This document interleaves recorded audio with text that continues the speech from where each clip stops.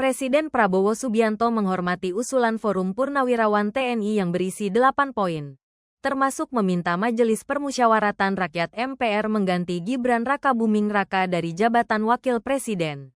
Respons Prabowo itu disampaikan Penasihat Khusus Presiden Bidang Politik dan Keamanan, Wiranto, dalam konferensi pers, Kamis tanggal 24 April tahun 2025.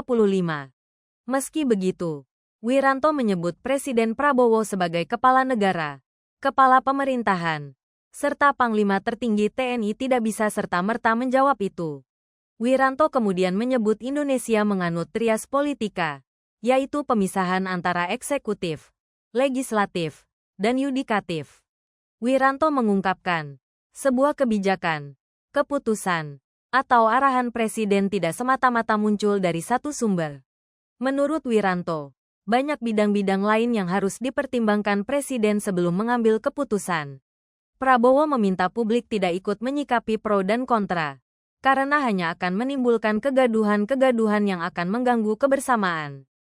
Ya, sehubungan dengan surat usulan ya atau saran-saran dari Forum Purnawirawan TNI ya, yang isinya 8 poin ya, 8 butir itu.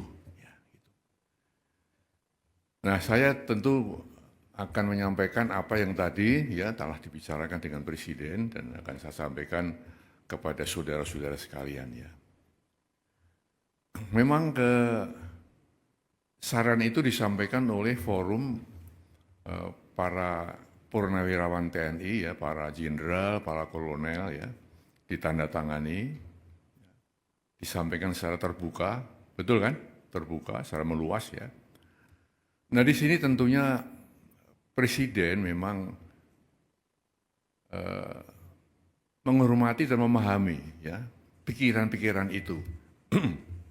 Karena kita tahu beliau dan para purnawirawan satu alma mater ya, satu perjuangan, satu pengabdian, dan tentu punya sikap moral yang sama ya dengan jiwa sabta marga ya dan sebuah prajurit itu. Ya. Oleh karena itu beliau memahami itu. Ya. Namun tentunya Presiden sebagai kepala negara, kepala pemerintahan, Panglima tertinggi TNI tidak bisa serta-merta menjawab itu. Ya. Spontan menjawab tidak bisa karena apa? Beberapa alasan ya. Yang pertama kan beliau perlu mempelajari dulu ya isi dari statement itu, isi dari usulan-usulan itu.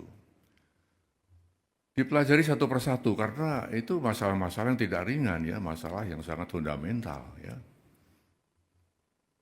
Lalu beliau juga kita lihat bahwa Presiden walaupun sebagai kepala negara, kepala pemerintahan ya, juga Panglima tertinggi TNI, istilahnya ya, mempunyai kekuasaan yang tak terbatas ya.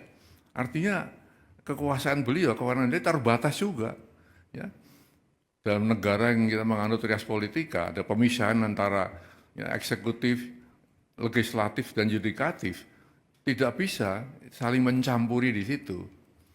Maka usulan-usulan yang ya bukan bidangnya presiden, bukan domain presiden, tentu ya presiden tidak akan ya menjawab atau merespon itu.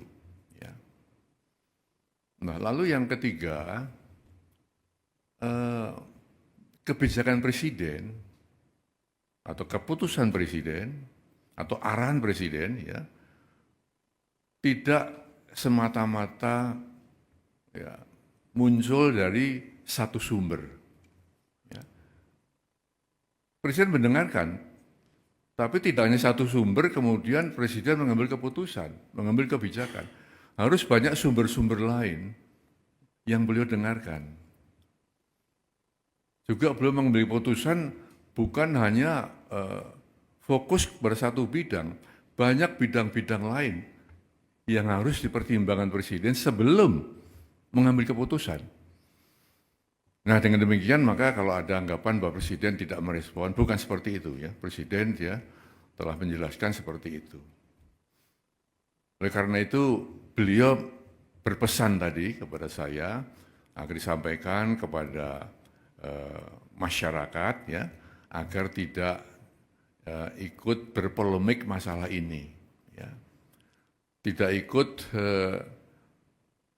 menyikapi pro dan kontra, ya, karena hanya akan menimbulkan kegaduhan-kegaduhan, ya, yang akan mengganggu kebersamaan kita, keharmonisan kita sebagai bangsa.